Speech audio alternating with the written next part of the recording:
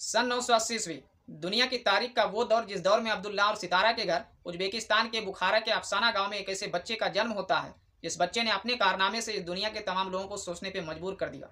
उस बच्चे ने ऐसे ऐसे कारनामे किए जिससे दुनिया के लोग देखने के बाद सुनने के बाद हैरत में पड़ जाते हैं।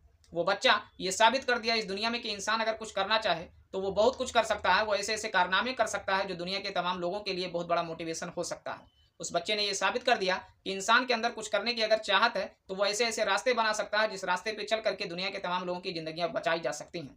उस बच्चे ने ऐसे ऐसे कारनामे किए इस दुनिया में, इसको देखने के बाद सुनने के बाद लोग दांतों तले उंगलियां दबा लेते हैं कि आखिर एक छोटा सा बच्चा जो इतने कम उम्र में इतने बड़े बड़े कारनामे कैसे कर सकता है।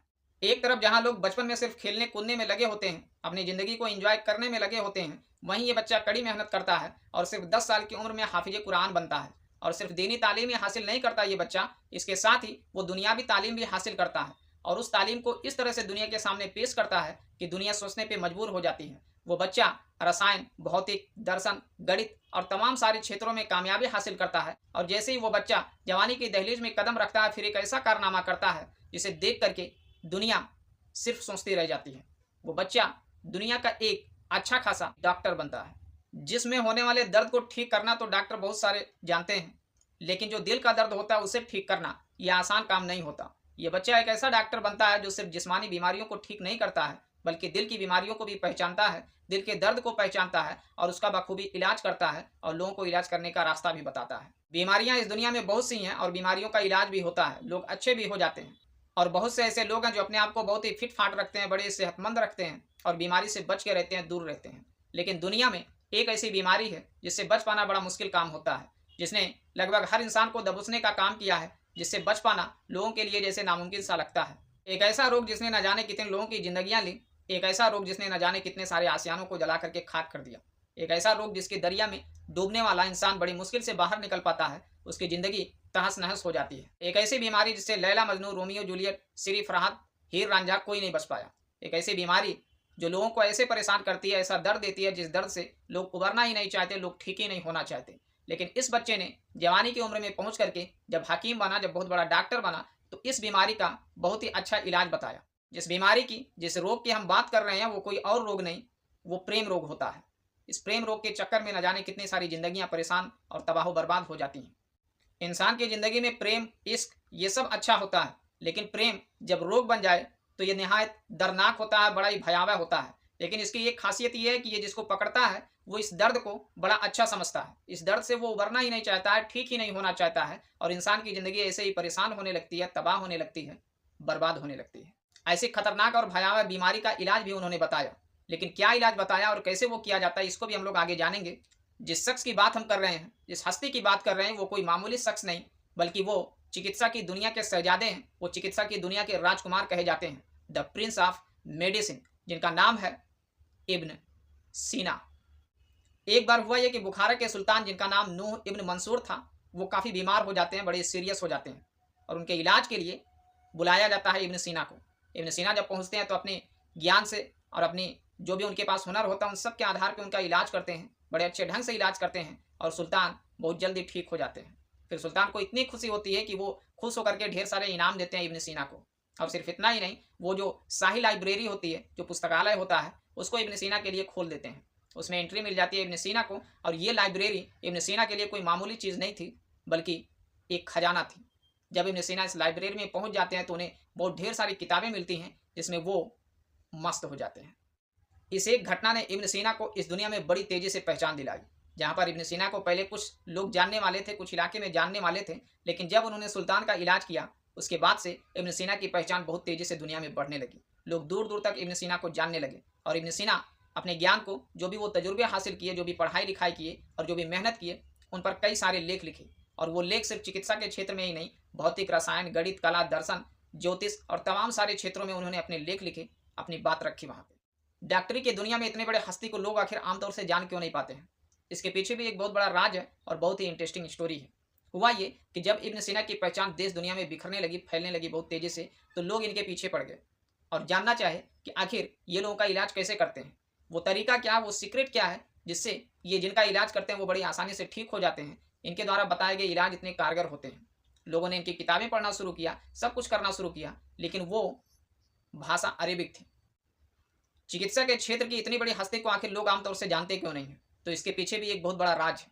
हुआ ये कि जब इनकी पहचान देश दुनिया में तेजी से फैलने लगी, लोग इन्हें जानने लगे और ये जिस भी तरीके से इलाज करते थे, लोग बड़ी तेजी से ठीक होने लगे, तो बाकी देशों के जो लोग थे वो इनके चिकित्सा पद्धति को, वो इनके इलाज करने के तरीके को जानना चाहे और इसके लिए वो इनकी किताबों को पढ़ना शुरू किए और किताबें पढ़ने के बाद उनका दूसरी भाषा में ट्रांसलेट किया गया।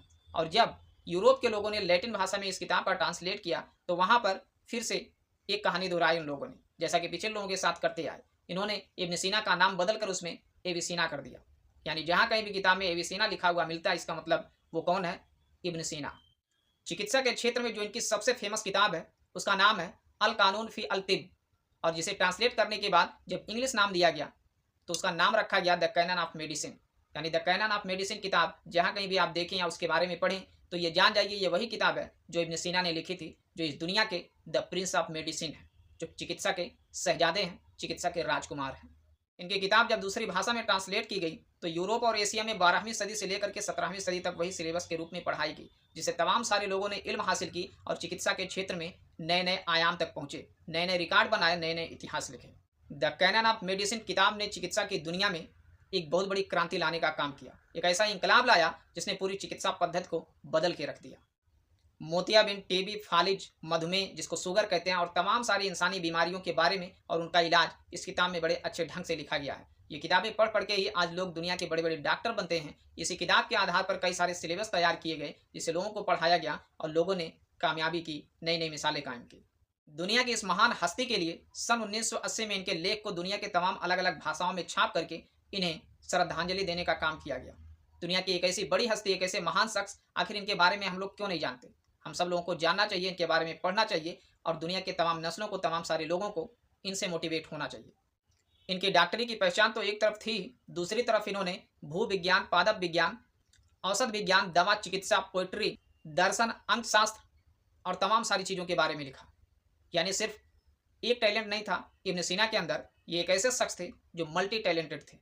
इब्न सीना ने अपनी ज़िंदगी में कुछ बेहद महत्वपूर्ण बातें कही। इब्न सीना ने कहा, भ्रम आधा रोग है, शांति आधा उपचार है और सब्र उपचार का फल है। मानव मन को शक्ति आत्मा की शक्ति से मिलती है और यह एक ऐसी शक्ति है जो महत्वहीन नहीं होती है। बात सिर्फ इतनी ही नहीं है कि इब्न सीना ही वो पहले शख्स थे जिन्होंने दुनिया में ऐसा काम किया, बल्कि इससे पहले तमाम सारे लोगों ने बहुत सारी कोशिश की। हिप्पोक्रेट्स नाम के एक शख्स थे जिन्होंने चिकित्सा के क्षेत्र में बहुत बड़ा योगदान दिया, लेकिन इब्न सीना ने जो काम कर दिखाया, जो क्रांति उन्होंने चिकित्सा के क्षेत्र में लाई, वो किसी और ने नहीं किया और इसीलिए इब्न सीना बन गए द प्रिंस ऑफ मेडिसिन। डॉक्टरी की दुनिया में धमाल मचाने वाले इब्न सीना ने भौतिकी के क्षेत्र में बहुत बड़ा योगदान दिया। आपको जानकर बड़ी हैरानी होगी कि जो भी हम स्कूल में किताबों में पढ़ते हैं जड़त्व के बारे में, जिसे इनर्सिया कहा जाता है, इसकी अवधारणा देने वाले शख्स कोई और नहीं थे, वो भी इब्न सीना ही थे। और इसी जड़त्व के आधार पर न्यूटन ने अपने गति का पहला नियम पेश किया था। इन्होंने ही सबसे पहले संवेग के बारे में बताया और संवेग का जनक भी इब्न सीना को ही माना जाता है। इन्होंने ही इंद्रधनुष के बारे में बताया कि वो बनता कैसे है और इन्होंने ही प्रकाशिकी को ज्यामिति से संबंधित करके एक शाखा के रूप में अध्ययन किया। रसायन की दुनिया में आसवन विधि से तेल बनाना, वाष्प को संघनित करने के लिए रेफ्रिजरेटेड कॉइल का आविष्कार करना, ये सारे काम इब्न सीना ने ही किए। इसके साथ ही दवाओं की खोज और अकार्बनिक पदार्थों का वर्गीकरण, खनिज, सल्फर, लवण और धातु के रूप में करना, ये सारे के सारे काम इब्न सीना ने ही किया। और इसके साथ ही बहुत ही इंटरेस्टिंग चीज़ जो आप लोग जानना चाहते हैं, सारे के सारे लोग जानना चाहते हैं, यानी प्रेम रोग का इलाज क्या है, तो उसके बारे में सुनिए।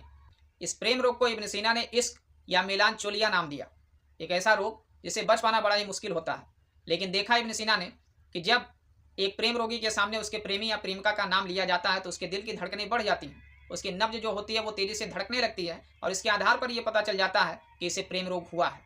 और फिर इसके इलाज के लिए उन्होंने जो तरीका बताया, वो तरीका ये कहा कि अगर संभव हो सके तो फिर इस प्रेम रोगी की शादी उसके प्रेमी या प्रेमिका से होनी चाहिए। अगर संभव हो तो ऐसा कर दीजिए, ये रोग अपने आप खत्म हो जाएगा। अगर ऐसा संभव नहीं है तो उसे काफ़ी अच्छे ढंग से समझाया बुझाना चाहिए। इब्न सीना ने इस रोग का जो सबसे अच्छा इलाज बताया वो ये बताया कि अगर संभव हो तो इनकी जायज शादी करा दी जाए, वैध विवाह करा दीजिए, ये बीमारी, ये रोग अपने आप खत्म हो जाएगा। और अगर वैध विवाह शादी उसकी ना होने पाए तो फिर उसकी मनोदशा को सुधारने की कोशिश की जानी चाहिए। उसके अगल बगल ऐसे माहौल को तैयार किया जाए जिससे वो खुश रह सके। ये दिल में, इसके दिमाग में जो किसी की यादें बैठ गई हैं, जो किसी की बातें बैठ गई हैं, उनसे उसे निकालने के लिए कोशिश किया जाए। अगर ये बातें, ये सारे भ्रम ये जो भी बातें उसके दिमाग में टेंशन की तरह दौड़ रही हैं, ये सारी चीज़ें बाहर निकल जाती हैं, तो वो फिर इस रोग से छुट्टी पा सकता है, मुक्ति पा सकता है, वो ठीक हो सकता है। आज दुनिया के तमाम नौजवानों को और तमाम सारे लोगों को इनसे बहुत बड़ी सीख लेने की ज़रूरत है। दुनिया की एक ऐसे हस्ती, एक ऐसे शख्स जिन्होंने दुनिया में ऐसे-ऐसे कारनामे किए जो हम सब के लिए मोटिवेशन का काम करने वाला है। आज हमें इनके बारे में पढ़ना चाहिए, इनकी किताबों को पढ़ना चाहिए, इनसे सीख लेनी चाहिए। इन्होंने एक इतना बड़ा काम किया चिकित्सा के क्षेत्र में कि कोई ऐसे ही थोड़ी ना द प्रिंस ऑफ मेडिसिन बन जाता है। द प्रिंस ऑफ मेडिसिन बनने के पीछे इनकी जो ये कहानी है, जो आप लोग सुन चुके हैं, उन सबको और अच्छे ढंग से पढ़िए और अच्छे ढंग से जानिए और ज़िंदगी में एक अच्छा इंसान बनने की कोशिश कीजिए। वीडियो पसंद आए तो इसे ज़रूर लाइक करिए, चैनल को सब्सक्राइब करिए और अपने दोस्तों के पास ज़रूर शेयर करिए। अस्सलाम वालेकुम। जय हिंद।